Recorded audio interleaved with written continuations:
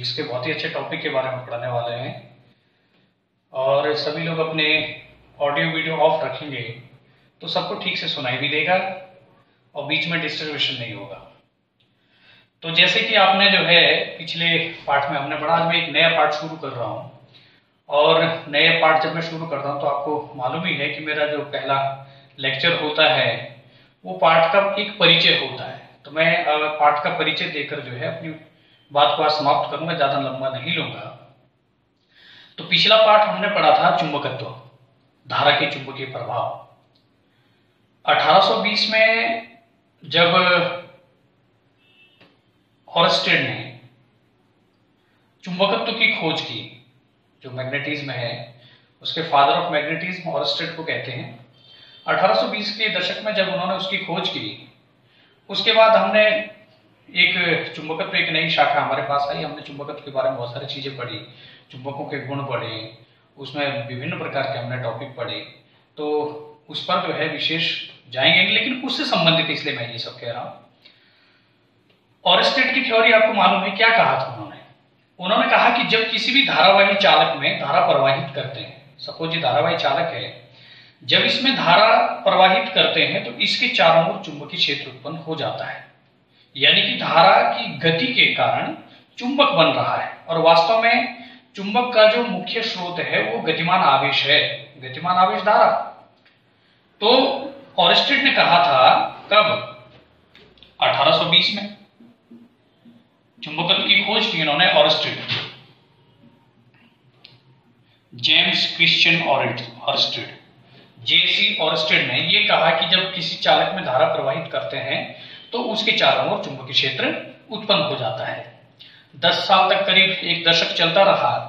फिर प्रश्न ये उठा मन में कि भाई जब धारा के कारण, मान के चलिए चालक है, इसमें धारा प्रवाहित हो रही है, तो इसके चारों ओर चुंबकीय क्षेत्र बी बन रहा है। तो जब धारा के कारण चुंबक उत्पन्न हो सकता है, क्या ऐसा भी है कि चुंबक की गति के कारण धारा बने? ये प्रश्न उठना चाहिए, सबके मन में उठना चाहिए।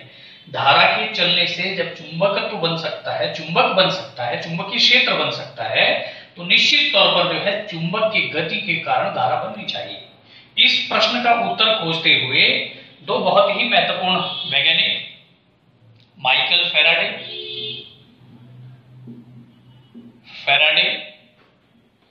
और जोसेफ हेनरी, इन दोनों ने संयुक्त रूप से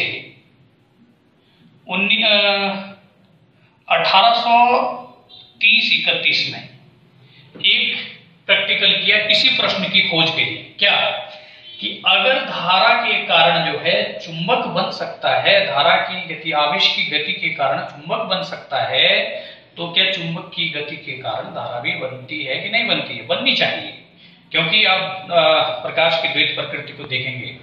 या फिर क्या है कि जो अनुपूरकता का जो नियम है ना, वो बिल्कुल सत्य साबित है कि अगर धारा के कारण चुंबक बनता है तो निश्चित तौर पर चुंबक के कारण धारा भी बननी चाहिए। जैसे मैं छोटा सा उदाहरण देता हूं कि भाई मैं शिक्षक हूं, किसका हूं? आपका, आप मेरे विद्यार्थी, इसीलिए मैं शिक्षक हूं। तो मेरा आपसे संबंध क्या है? अगर आप नहीं हैं तो मेरा कोई अस्तित्व तो नहीं है, मैं किसका शिक्षक हूं? विद्यार्थी विहीन शिक्षक कहां होता है? विद्यार्थी होने चाहिए तभी तो शिक्षक है। और फिर आप विद्यार्थी हैं, किसके हैं? गुरु होना चाहिए तभी तो आप विद्यार्थी है ना। यानी कि हम एक दूसरे के पूरक हैं। आपके कारण जब मैं हूं तो निश्चित तौर पर मेरे कारण आप है। यानी कि धारा और चुंबकत्व का एक गहरा संबंध है। इससे पहले चुंबकत्व को अलग और धारा को अलग पढ़ा जाता था, ये स्वतंत्र घटनाओं के रूप में हम इसको पढ़ते थे, लेकिन ऐसा नहीं है। ये बिल्कुल संबंधित घटनाएं हैं और इनमें जो है क्या है, समानता है। तो इसके लिए जो है मैंने कहा कि भाई माइकल फैराडे और जोसेफ हेनरी ने एक प्रैक्टिकल किया था और इन्होंने जो है दोनों की जो अनुपूरकता है उसकी खोज कर दी कि भाई धारा के कारण जब चुंबक बनता है तो चुंबक के कारण धारा बनती है। और इसको उन्होंने कहा था कि ये एक दूसरे से, विद्युत और चुंबक एक दूसरे से प्रेरित होते हैं, है ना। तो इस पार्ट को इसको हम क्या नाम दे सकते हैं, बताओ? हाँ, कमेंट में बता सकते हैं आप लोग।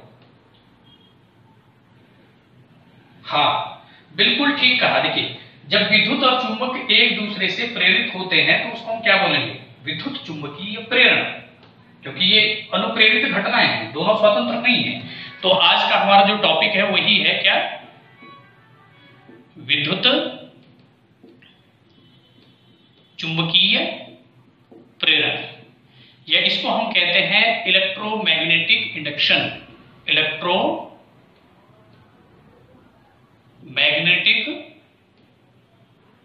इंडक्शन प्रेरण, विद्युत चुंबकीय प्रेरण।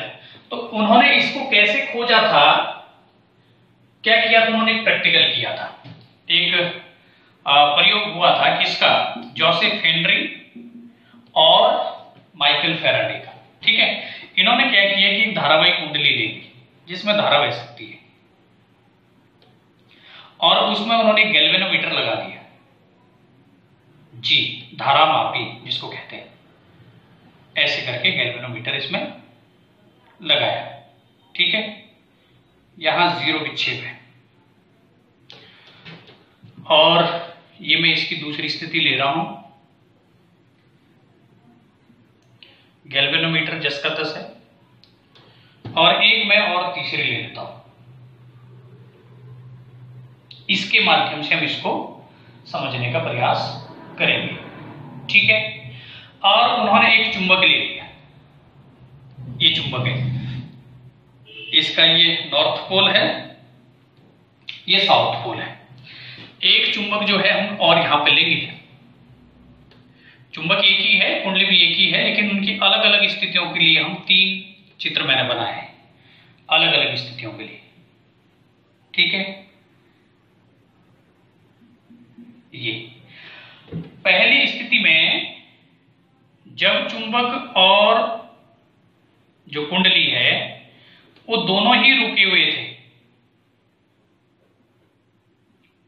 वो दोनों ही जो है गति नहीं कर रहे थे, इनमें कोई गति नहीं हो रही है, ऐसे करके। तो देखा कि भाई जो धारा मापी है, गैल्वेनोमीटर है, इसमें 0 विक्षेप आ रहा है, कोई विक्षेप उत्पन्न नहीं हो रहा है, इसका मतलब यहां परिपथ में कोई धारा नहीं है।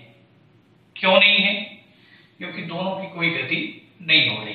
ठीक है, आगे उन्होंने क्या किया कि इसको गति करा दी,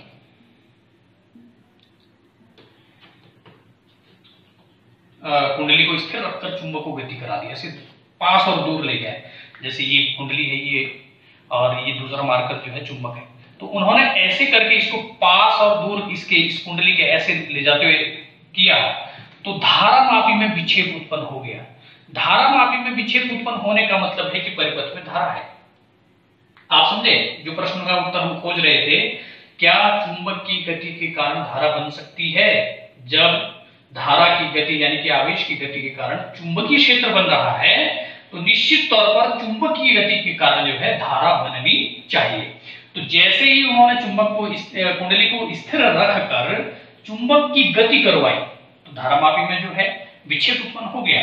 इसका मतलब विक्षेप उत्पन्न होने का मतलब है कि परिपथ में धारा है।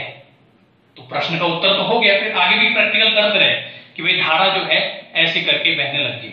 ठीक है, फिर उन्होंने क्या किया, तीसरी स्थिति के लिए, ये आपका फर्स्ट है, ये सेकंड है, और ये थर्ड है। अब इसमें क्या हुआ कि उन्होंने क्या कहा कि भाई क्या ऐसा हो सकता है कि अगर चुंबक को स्थिर रखा जाए और इस कुंडली को गति कराएं, ऐसे इधर और उधर, चुंबक ने गति की, कुंडली स्थिर थी, धारामापी में विक्षेप उत्पन्न हुआ। अब चुंबक स्थिर है और कुंडली गति कर रही है, कुंडली गति कर रही है। इस स्थिति में भी धारामापी में विक्षेप उत्पन्न हो जाता है। यानी कि दोनों में से एक कोई गति करना चाहिए, या तो चुंबक गति करे या फिर धारावाही चालक गति करे, जिसमें जो है आपने गैल्वेनोमीटर लगाया, जो जिस कुंडली में आपने गैल्वेनोमीटर लगाया, इन दोनों की सापेक्ष गति हो, है ना, या एक को स्थिर रखकर दूसरा गति करे तो जो है धारा उत्पन्न होती है। तो यहां पर जो है क्यों, यहां पर आप देखेंगे कि जो हमारा प्रश्न था जिसकी खोज हम कर रहे थे कि क्या चुंबक के कारण धारा बन सकती है, तो उसका उत्तर मिला हाँ बिल्कुल बन सकती है। क्योंकि जब चुंबक के कारण धारा बनती है, धारा के कारण चुंबक बनता है, तो निश्चित तौर पर चुंबक के कारण धारा बनेगी। और इस घटना को उन्होंने नाम दिया क्या? विद्युत चुंबकीय प्रेरण, कि ये प्रेरण के कारण हो रहा है। जैसे आपने क्या पढ़ा? विद्युत फ्लक्स पढ़ा कि भाई विद्युत किसी जो आपका कोई पृष्ठ है, किसी पृष्ठ से होकर गुजरने वाली अभिलंबवत बल रेखाओं की संख्या विद्युत फ्लक्स है, जिसको हम फाई ई कहते हैं। ठीक वैसे ही किसी चुंबकीय क्षेत्र में रखे हुए पृष्ठ से होकर गुजरने वाली बल रेखाओं की संख्या चुंबकीय फ्लक्स कहलाता है। उसको हम किससे डिनोट करते हैं? फाई से, फाई एम से डिनोट करते हैं। मैग्नेटिक फ्लक्स हो गया, ठीक है। तो यहां पर जो है ये मैग्नेटिक फ्लक्स का क्या रोल है, ये मैं अगले वीडियो में बताऊंगा। आज मैं केवल एक परिचय देख रहा था, अभी आप लोग इसको ठीक से समझें, है ना। तो यहां पर प्रेरण हो रहा है, ठीक है, विद्युत चुंबकीय प्रेरण हो रहा है। चलिए मैं थोड़ा इसको शॉर्टली कर देता हूं, ज्यादा नहीं करेंगे। तो चुंबकीय फ्लक्स आप लोग समझ गए। जैसे आपका विद्युत फ्लक्स था वैसे चुंबकीय फ्लक्स है। चुंबकीय क्षेत्र में स्थित किसी पृष्ठ से होकर गुजरने वाली अभिलंबवत बल रेखाओं की संख्या चुंबकीय फ्लक्स कहलाता है। तो यहां पे आपका होगा phi M equal to B A cos theta.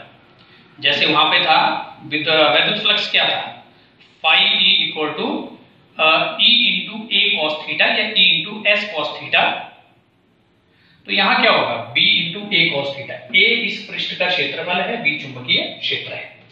अच्छा, अब यहां पर हम जो हमने प्रैक्टिकल किया उस बारे में हम देखेंगे कि धारा कैसे उत्पन्न हो रही है, यानी कि विद्युत कैसे बन रही है। तो कोई धारावाही कुंडली या चुंबक में से एक को स्थिर रखकर किसी एक की गति कराने के फलस्वरूप जो है धारा उत्पन्न हो रही है। और इसमें जो मैग्नेटिक फ्लक्स है उसका एक बड़ा रोल है।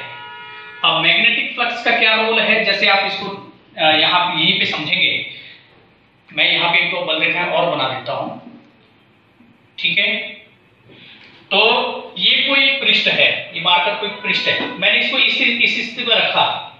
अभी इसमें इससे होकर गुजरने वाली बल रेखाओं की संख्या कितनी है? 1 2 3 4 5 6।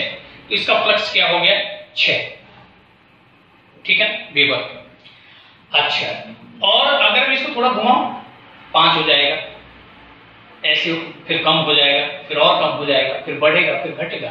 यानी कि चुंबकीय फ्लक्स जब कोई यानी कि कुंडली और चुंबक आपस में सापेक्ष गति करते हैं तो कुंडली से बद्ध चुंबकीय फ्लक्स में लगातार क्या हो रहा है? परिवर्तन हो रहा है।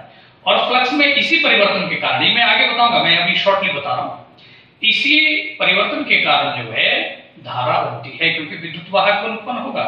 और जब विद्युत वाहक बल उत्पन्न होगा तो क्या बनेगी? धारा बनेगी, है ना।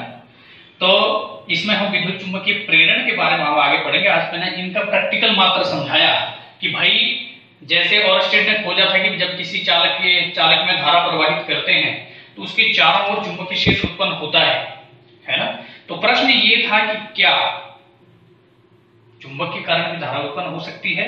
तो उसकी खोज की किसने? माइकल फैराडे और जोसेफ हेनरी ने 1830 और 31 में। और आप देखेंगे कि दैनिक जीवन में ये भौतिक विज्ञान में क्रांति लेकर आया। आपका ट्रांसफार्मर हो गया, इसी की देन है। आप जनरेटर जो शादियों ब्याहों में यूज करते हैं, है ना, आपका मोटर, विद्युत मोटर हो गया, पंखा हो गया, ये सब इनकी देन है, यहीं से हुआ, है ना। तो कैसे कैसे वो काम करते हैं उनके बारे में आगे चैप्टर में पढ़ते रहेंगे। फिलहाल के लिए कि ऑरस्टेड की जो थ्योरी थी कि जब किसी चालक में धारा प्रवाहित करते हैं तो चुंबकीय क्षेत्र बनता, चुंबक बनता है, यानी कि धारा के कारण चुंबक बनता है। तो प्रश्न ये था कि क्या चुंबक के कारण भी धारा बन सकती है?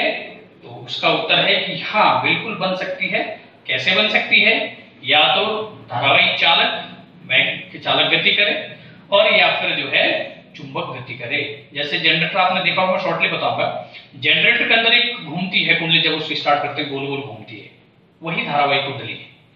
और उसके दोनों ओर प्रबल चुंबक लगे होते हैं, यानी कि चुंबक के क्षेत्र में लगातार गति कर रही है, तभी क्या बनेगी? धारा बनेगी। यानी कि चुंबक स्थिर है, कुंडली गति कर रही, तीसरी स्थिति, है ना। या फिर चुंबक गति करे, तो दोनों परिस्थितियों में जो है धारा उत्पन्न हो सकती है। हाँ, इसमें इनका भी रोल रहता है ध्रुवों का, कि किस दिशा में जो है विक्षेप उत्पन्न होगा। तो एस के सापेक्ष गति हो रही है तो किस दिशा में होगा, और आपका n की सापेक्ष गति हो रही है तो किस दिशा में होगा, ये हम बहुत आगे पढ़ने वाले हैं। फिलहाल इतना है कि भाई जब धारा के कारण चुंबक उत्पन्न हो सकता है तो चुंबक के कारण धारा उत्पन्न हो सकती है, और आगे बहुत सारे वैज्ञानिकों ने जो है इसमें काम किया। तो फिलहाल के लिए जो है एक परिचय के तौर पर मैंने वीडियो दिया है। कल आप इसके बारे में थोड़ा स्वाध्याय करेंगे, पढ़ेंगे तो और ज्यादा मजा आता पढ़ने में, ठीक है कि नहीं। आप अपने जो है ऑडियो वीडियो ऑन कर सकते हैं, किसी का कोई क्वेश्चन है तो वो भी आप उनसे पूछ सकते हैं, ठीक है ना। हाँ चलिए ठीक है, जो भी क्वेश्चन बनेंगे वो व्हाट्सएप ग्रुप में भेज देना, उसका समाधान हम जो है कल सबसे पहले करेंगे। तो आज के लिए फिलहाल इतना ही, बहुत बहुत धन्यवाद।